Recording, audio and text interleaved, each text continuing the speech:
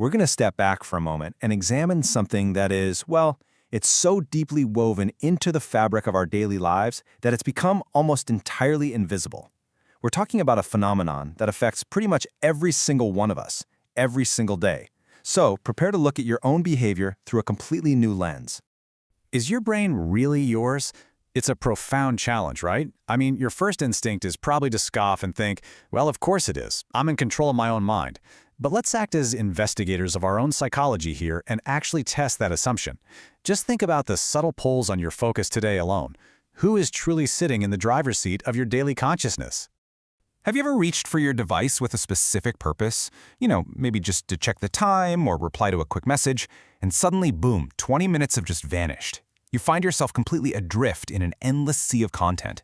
And honestly, the strangest part, you have absolutely no memory of making the conscious decision to start scrolling. It was just this entirely unconscious habit. So is this just a personal failing? Just a simple lack of discipline on our part? Well, not quite. Billions. That is the amount of money in dollars that the world's largest tech giants spend every single day.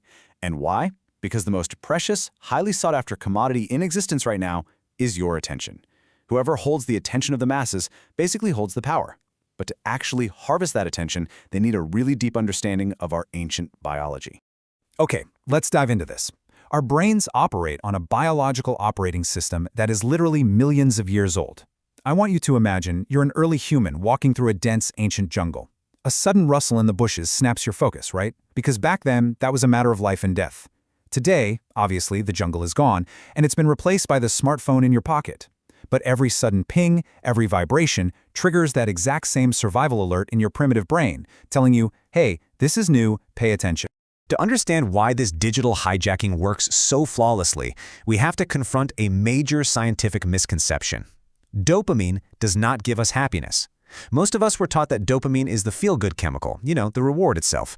But the reality of human neuroscience is far more complex, and honestly, it's far more fascinating. You see, dopamine is actually the chemical of desire. It drives the search for rewards. It spikes not when we finally get what we want, but during the anticipation of getting it. When you're scrolling through social media, you never really know what that next post is going to be. Is it going to be funny, shocking, just boring? That uncertainty sends dopamine surging through your brain, creating this unstoppable urge to just keep searching, to endlessly scroll, craving a reward that always stays just one single swipe away. This psychological loop actually has a formal name. It's called a variable reward system. It's a behavioral concept where rewards are given on a totally unpredictable schedule, which compels the brain to just repeat an action, hoping for a payoff. Now, what's really interesting about this slide is that this is the exact same underlying psychological mechanic used in casino slot machines. Every pull to refresh on your screen is essentially a gamble. Sometimes you hit the jackpot of an engaging video, and that sometimes is exactly what enslaves the human mind. And over time, this constant chasing becomes a deeply hardwired habit, creating these hidden symptoms of chronic distraction. You might feel phantom phone vibrations when absolutely no notification has arrived. Or maybe you struggle to regain deep focus after just a minor interruption. Or you find it incredibly difficult to sit down and read a long book. Or even experience a sort of restless anxiety when you're forced to sit in complete silence. What we're looking at here is the active deterioration of our capacity for deep thought. Which brings us to a rather chilling realization. If a system can predict your behavior, keep you glued to a screen for hours on end, and anticipate your very next cognitive move, well, who is actually in control? Is it you? Or is it the algorithm? The true danger here is the illusion we maintain that we are still the ones making the choices. In reality, we're being steered, subtly and silently, by systems designed by thousands of brilliant engineers whose sole job is to keep your eyes locked on that glass. But, as investigators of human behavior, we also know that the mind is incredibly resilient. The countermeasure to all of this lies in something called neuroplasticity. This is the brain's biological ability to reorganize itself, to adapt, and to physically build new neural pathways. Just as our brains can be molded by algorithms to become chronically distracted, they possess the inherent power to be remolded by our own deliberate actions so we can regain our focus. We are definitely not permanently broken. So, the crucial point is, we have to transition from being passive victims to active controllers of our own minds. And that starts with small physical changes. First, keep the phone completely out of sight during deep work. Literally, Out of sight means out of mind for those ancient survival instincts of yours.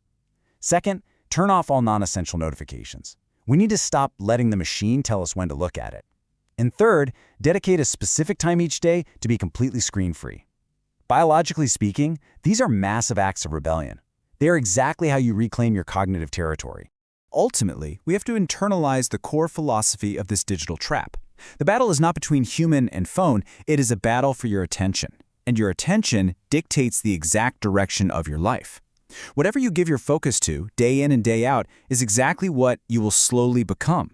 It shapes your thoughts, your relationships, and ultimately, your entire reality. So I'm going to leave you with this final thought today. The next time you find your hand reaching completely unconsciously into your pocket, the next time you unlock that screen without any specific purpose, pause. Just stop for a single second, look at the device in your hand, and ask yourself this one simple, haunting question. Did I make this decision myself, or was it already made for me?